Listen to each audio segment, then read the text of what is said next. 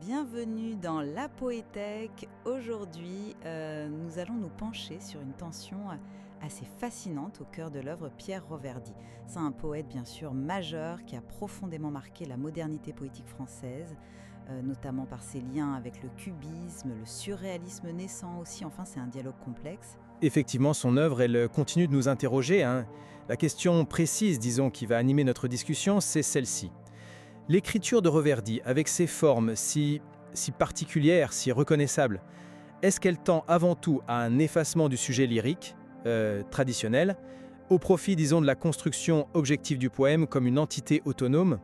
Ou bien est-ce qu'au contraire, cette forme singulière est le moyen même par lequel s'exprime se révèle une essence profonde, unique du sujet? Alors, pour ma part, je vais défendre la seconde proposition. Je suis assez convaincue que malgré une certaine, oui, une pudeur ou une objectivité apparente, eh bien l'entreprise poétique de Reverdy, c'est fondamentalement une quête pour dire un être soi. Une subjectivité singulière qui justement ne peut se manifester qu'à travers cette émotion poétique spécifique et la forme unique qu'elle va engendrer. Et moi, je prendrais plutôt le contre-pied en avançant que l'apport décisif vraiment de Reverdy, il réside justement dans un processus assumé, je pense, de désubjectivation. Sa poétique, en particulier par son travail sur l'espace, le fragment, l'image, elle vise à déconstruire ce jeu lyrique hérité pour donner toute sa place à l'œuvre elle-même, comprise comme un objet verbal, distinct de son créateur. C'est une lecture, oui, qui est cohérente avec certains aspects, je le reconnais, mais elle me semble peut-être négliger des pans importants de sa propre réflexion, si vous me permettez d'exposer mon point de vue. Reverdy lui-même, dans des textes théoriques qui sont vraiment essentiels, je pense à cette émotion appelée poésie, il revient sans cesse sur cette notion de singularité. Il parle de l'âme, de la personnalité, il va jusqu'à dire, et c'est fort, que le poète donne ce qu'il a de plus précieux en lui-même, ce intime, ce singulier, et même il dit cet inconnu qu'il découvre lui-même en écrivant. Alors comment parler d'effacement face à une telle affirmation ? Une matière subjective profonde à exprimer, il décrit ensuite la poésie comme une communion, la plus hautement et la plus spécifiquement humaine, où, dit-il, l'unique et l'unique se joignent dans l'essence de leur différence. Bon, cette idée de communion, elle présuppose forcément deux pôles subjectifs uniques qui entrent en résonance, non ? Par le poème, et puis sa méthode même de création, cette fulgurance-là, quasi instantanée, qu'il décrit en un clin d'œil. Ce n'est pas, pour moi, un abandon passif où le sujet disparaîtrait. Au contraire, il la lie à une intelligence vraie, à un sens critique qui opère, dit-il, simultanément à l'intuition. Donc cette maîtrise formelle, même quand elle s'affranchit des règles, le maître, la strophe régulière, c'est la marque d'un sujet qui façonne activement son expérience. Il attend d'ailleurs de la poésie une connaissance, une révélation de lui-même. Et enfin, l'émotion poétique, qu'il prend bien soin de distinguer de l'émotion vécue, biographique. Elle est décrite comme un approfondissement, une transfiguration. C'est elle qui rend l'inconnu partageable, qui explore les zones obscures de l'existence et permet cette connexion, oui, empathique avec le lecteur. Une connexion basée non pas sur l'anecdote, mais sur la reconnaissance d'une essence humaine commune, révélée dans sa singularité. Votre approche, c'est vrai, s'appuie fortement sur les écrits théoriques de Reverdy, mais je crois qu'elle sous-estime un peu la manière dont la pratique poétique elle-même, et puis les lectures qu'elle a suscitées, vont plutôt dans le sens d'un retrait du sujet. Des lecteurs très fins, je pense à André Dubouché par exemple, ont justement vu dans le déliement de la parole poétique réverdienne ce travail si caractéristique sur les blancs, la dispersion du texte sur la page, la syntaxe parfois très elliptique, le lieu même où le jeu lyrique traditionnel se défait, se désagrège en quelque sorte. Pour Dubouché, cette désubjectivation, ce n'est pas un accident, mais peut-être la condition même d'un acte poétique authentique chez Reverdy. Ensuite, il y a cette fameuse distinction, vous savez, entre présentation et représentation. C'est crucial dans sa pensée esthétique, ça a été forgé au contact des peintres cubistes, Braque notamment. Reverdy, il ne cherche pas à représenter, c'est-à-dire à imiter le réel ou à exprimer un état d'âme qui préexisterait. Non, il veut présenter, c'est-à-dire constituer un fait poétique autonome. Et ce fait, il est construit par l'agencement d'éléments qui sont souvent purement allusifs, incomplets. On pense à cet usage très fréquent de l'article défini pour des référents dont nous, lecteurs, on ignore tout. Le toit, la fenêtre, le cadran. Ça crée une sorte de fausse familiarité qui objective le monde décrit, qui le détache de toute perspective subjective identifiable. L'accent est mis sur l'objet créé et sur l'esprit du lecteur qui est sollicité pour assembler ces fragments, quoi. Le jeu, quand il apparaît, il est souvent relégué au rôle de témoin passif, presque un regard impersonnel, et parfois il est totalement absent des poèmes. Et puis, n'oublions pas non plus sa posture constante dans ses écrits sur l'art. L'artiste doit s'effacer derrière son œuvre. L'homme, c'est l'œuvre, il répète ça, refusant l'anecdote biographique, la psychologie. Cette pudeur extrême, ce refus quasi maladif de l'autobiographie, comment ne pas y voir un écho dans sa propre poésie qui fuit l'épanchement lyrique et sa critique discrète mais nette envers des poètes comme Max Jacob, qu'il accusait d'avoir simplement reçu toutes les images. Ça souligne à contrario son idéal d'une création pure de l'esprit, active, constructrice, et donc détachée d'une subjectivité passivement réceptrice. Votre analyse de la forme et de la posture est juste, c'est vrai. Mais je me demande si elle rend vraiment compte de toute la complexité. Parce que si le projet c'est l'effacement, comment expliquer alors cette insistance qui est quasi obsessionnelle dans ces textes théoriques sur l'émotion appelée poésie comme origine et fin de l'acte créateur? Il parle de personnalité, de ce secret, de cet intime que le poète doit livrer. Pourquoi mettre en avant cette source subjective si le but c'est de la dissoudre dans l'objet poétique? Ne peut-on pas imaginer que c'est précisément parce qu'il y a un sujet vivant, unique à l'origine, que cette fameuse communion avec le lecteur devient possible? Pas par confession directe, j'entends bien, mais par la reconnaissance d'une structure affective singulière qui est incarnée dans la forme. Je ne crois pas que nous parlions exactement de la même chose en évoquant l'émotion. L'émotion dont parle Reverdy, et il le précise bien, elle est spécifiquement poétique. Elle est déjà, comme vous l'avez souligné vous-même d'ailleurs, transfigurée, approfondie, et donc distanciée de l'émotion brute, vécue, anecdotique. Elle perd son caractère immédiatement subjectif pour devenir en quelque sorte un matériau objectif, un composant de la structure du poème au même titre qu'une image ou un rythme. Ce n'est plus le cri du cœur d'un individu, mais un élément fonctionnel de l'œuvre. La communion dont il parle, elle ne se réalise donc pas, selon moi, par une sorte de télépathie affective entre l'auteur et le lecteur via le poème, mais plutôt par la reconnaissance partagée chez le lecteur de structures d'affectivité qui sont objectivées, qui sont inscrites dans la matérialité du texte. C'est l'agencement des mots, des silences, des images qui va susciter une émotion chez le lecteur. Une émotion qui trouve sa source dans l'œuvre elle-même, indépendamment de la personne de Reverdy. Mais cette structure même, cette forme si particulière, n'est-elle pas la signature la plus évidente de cette subjectivité que vous dites effacée? Vous mentionnez la fragmentation, les blancs, la syntaxe disjointe comme instrument de démantèlement du sujet lyrique traditionnel. C'est une lecture forte, oui, portée par Dubouché. On la retrouve chez Jacques Dupin aussi, quand il évoque le vide comme principe unificateur. Absolument. N'est-ce pas là justement la fonction première de ces choix formels? Briser la continuité discursive, la linéarité, la maîtrise rhétorique, qui sont traditionnellement les attributs d'un sujet lyrique fort, maître de son expression, de sa vision du monde. Chez Reverdy, la parole, elle semble trouée, hésitante. L'importance qu'il accorde au blanc, à ses silences graphiques, est-ce que ça ne donne pas la parole au manque, à l'absence plutôt qu'à une présence subjective pleine, assurée?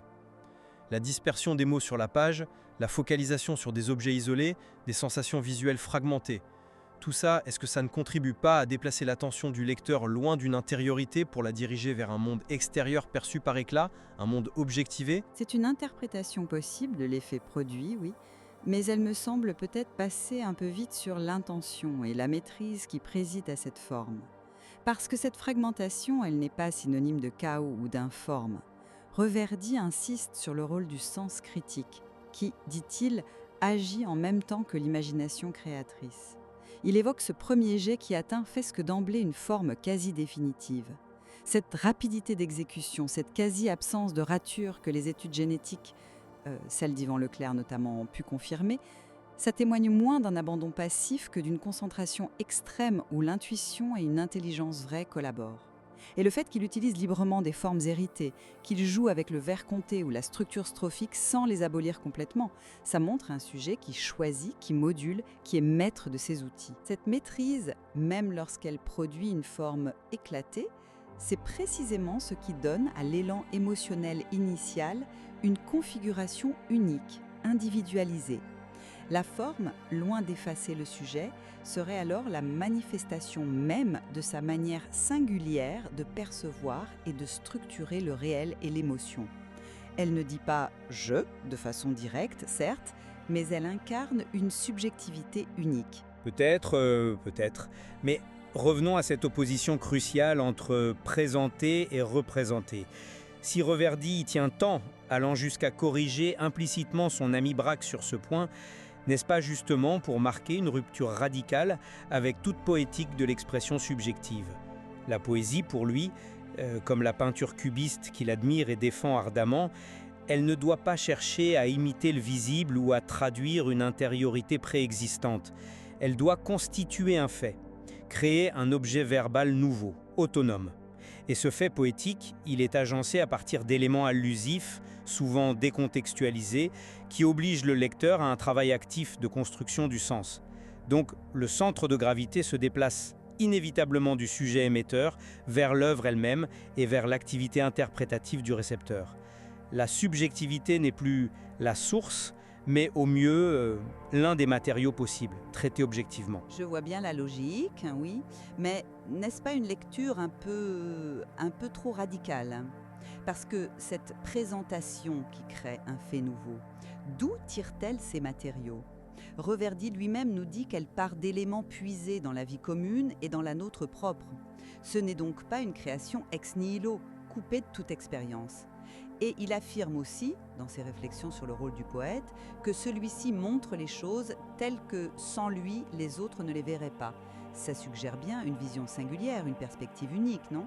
Sa théorie de l'image poétique, définie comme le rapprochement de deux réalités plus ou moins éloignées, est-ce qu'elle ne repose pas entièrement sur la capacité d'un esprit, donc d'un sujet, à percevoir des analogies inédites entre des éléments du réel existant? L'image, elle ne crée pas de nouvelles réalités à partir de rien. Elle révèle des rapports insoupçonnés entre des réalités existantes. Donc, la présentation serait peut-être moins une négation du sujet qu'une recréation du réel filtrée par le prisme d'une subjectivité unique capable de forger ces images puissantes et partageables. Le sujet ne s'épanche pas, je suis d'accord, mais il est le catalyseur indispensable de cette révélation. C'est une façon, c'est vrai, de réconcilier les deux aspects, mais elle tend, à mon avis, à minimiser la volonté de rupture et d'objectivation chez Reverdy. D'ailleurs, l'héritage même de son œuvre et sa réception critique, ils peuvent être mobilisés pour soutenir les deux thèses, ce qui montre bien la complexité du débat. Vous pourriez, par exemple, invoquer le témoignage de Jacques Dupin, poète et ami proche, qui, dans ses textes sur Reverdy, je pense à m'introduire dans ton histoire, évoque avec chaleur leur amitié, leur conversation sur choses et d'autres, suggérant une présence humaine forte, attachante, derrière l'œuvre exigeante. Exactement, c'est un très bon point. Dupin parle de ses déambulations du soir, où il discutait de nous, de la vie.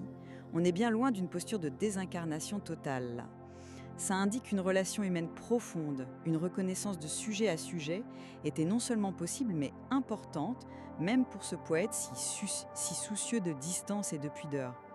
Cette chaleur humaine, est-ce qu'elle n'infuse pas même discrètement dans la texture de ses poèmes? Certes, Dupin témoigne de cette amitié. Mais n'oublions pas que le même Dupin, en tant que critique cette fois, insiste avec force sur la difficulté du soleil dans l'œuvre de Reverdy, sur son caractère fragmenté, irrésolu, disjoint. Il analyse avec une grande précision comment le vide, le blanc, fonctionne comme le principe unificateur de cette écriture. Chez Dupin critique, l'accent est mis de manière prépondérante sur la structure formelle, sur l'expérience de lecture souvent aride, impersonnelle, que l'œuvre propose bien plus que sur la psychologie ou la biographie de l'auteur. Et puis comment ignorer le refus obstiné, répété, quasi obsessionnel de Reverdy de toute démarche autobiographique, sa volonté farouche de se retrancher derrière l'œuvre. L'homme c'est l'œuvre, il martelait ça. Difficile de ne pas voir dans cette posture une cohérence profonde avec une visée de désubjectivation, une volonté de laisser parler la langue et la forme avant tout. Et son immense travail formel reste une tentative audacieuse et profondément moderne pour atteindre et exprimer une essence du sujet, par des moyens poétiques entièrement renouvelés. L'image choc, le rythme brisé, l'ellipse. Il cherche à partager une émotion et une vision du monde qui sont irréductiblement singulières. Et c'est cette singularité même, incarnée dans la forme, qui fonde une connexion authentique, bien que non confessionnelle avec le lecteur.